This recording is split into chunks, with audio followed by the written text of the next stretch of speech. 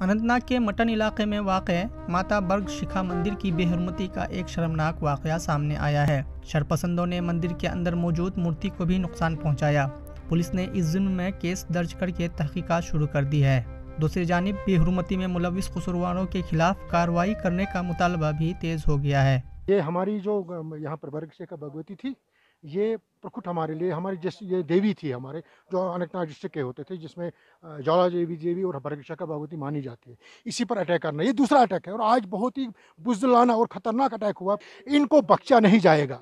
जो भी ये लोग जो इस बरादरी को, जो इस पुल को तोड़ने की कोशिश कर रहे हैं, इनको बख्शा नहीं जाएगा। कश्मीरी पंडित समाज का एक आस्था और श्रद्धा का जो एक देव स्थान है, वहाँ पे हमला हुआ है। हालांकि यहाँ पे पहले भी कोशिश की गई है इस सुंदर माहौल को तोड़ने की, और जो ये आस्था और श्रद्धा का केंद्र है इसको तोड़फोड़ किया गया है। मुझे लगता है कि ये बहुत एक ऐसा शरारत है जिसे बर्दाश्त नहीं किया जाएगा।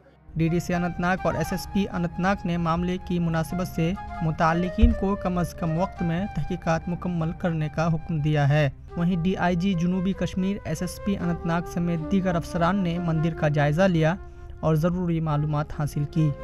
ईटीवी भारत के लिए अनंतनाग से फैयाज़ लुलु की रिपोर्ट।